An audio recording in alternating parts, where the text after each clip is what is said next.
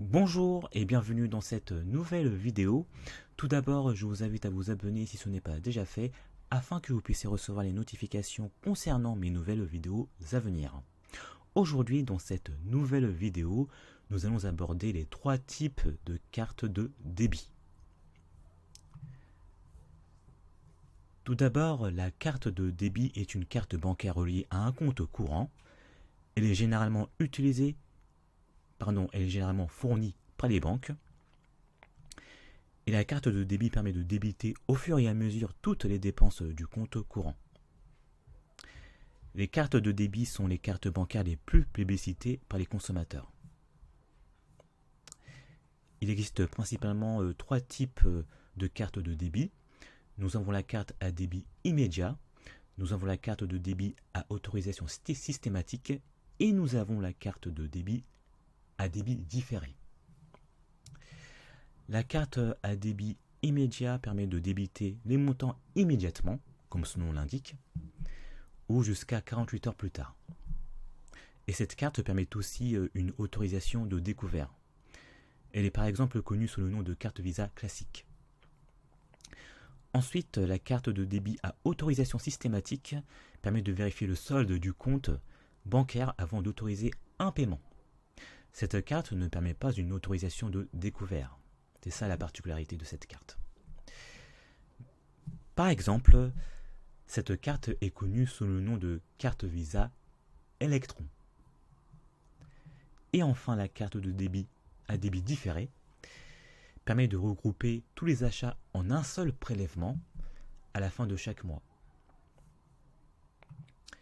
Et nous pouvons aussi citer la carte bancaire prépayée.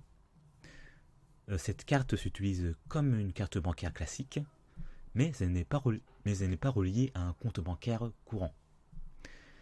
En effet, il faut recharger la carte avant son utilisation, en créditant la somme d'argent prévue à cet effet. Il s'agit par exemple d'une carte Transcash ou Nickel. Voici maintenant les principaux avantages de la carte à débit immédiat. Premier avantage de la carte à débit immédiat, c'est qu'elle permet une gestion simplifiée des finances. En effet, les dépenses sont directement débitées du compte bancaire. Et cela permet donc de suivre en temps réel les mouvements bancaires et d'avoir une meilleure gestion de son budget. Deuxième avantage, la carte à débit immédiat permet de réduire les risques de surendettement. En effet, les achats sont immédiatement déduits du compte bancaire. Il est donc difficile de dépenser de l'argent que l'on ne possède pas. Et cela limite au final l'endettement.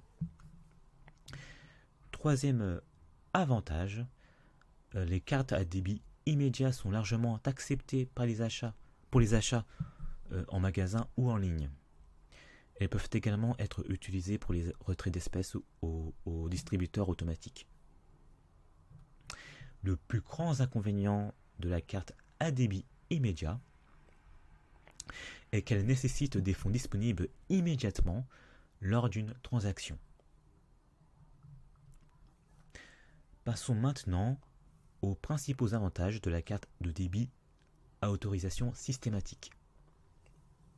Premier avantage de la carte de débit à autorisation systématique, c'est qu'elle permet un contrôle strict des dépenses.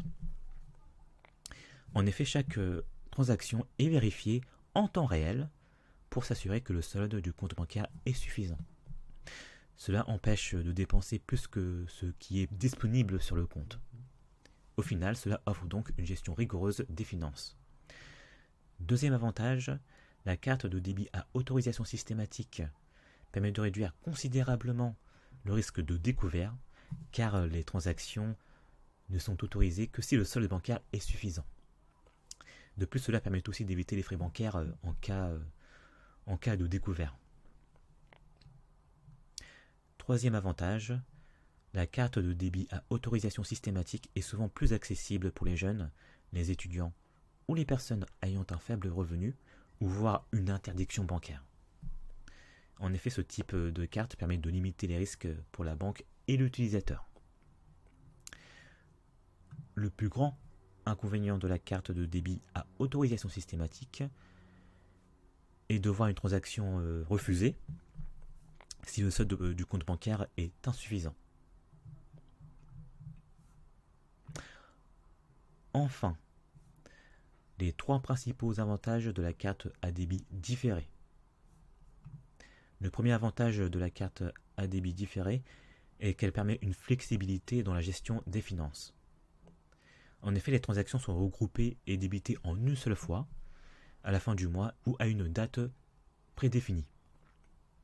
Et cela permet de mieux gérer les liquidités et ce qui peut particulièrement être utile pour faire face à des dépenses imprévues. Deuxième avantage de la carte à débit différé, l'utilisation de cette carte permet de recevoir les relevés bancaires mensuels détaillés afin de mieux suivre et analyser les dépenses. Cette vue d'ensemble simplifiée aide à planifier le budget et à identifier les domaines où il est possible de réduire les coûts. Troisième avantage de la carte à débit différé, c'est que son utilisation de manière responsable, c'est-à-dire en effectuant des paiements en temps et en heure, peut contribuer à améliorer l'historique de crédit.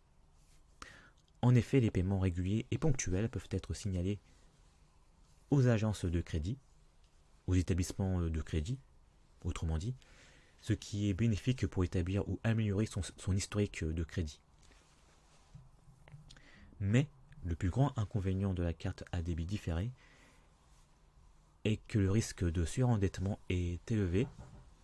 En effet, l'utilisateur peut être encouragé à dépenser plus qu'il ne peut se le permettre. C'est la fin de cette vidéo. Merci de l'avoir visionnée jusqu'au bout. Si vous avez apprécié cette vidéo, n'hésitez pas à commenter, à partager ou à liker. Je vous dis à très bientôt.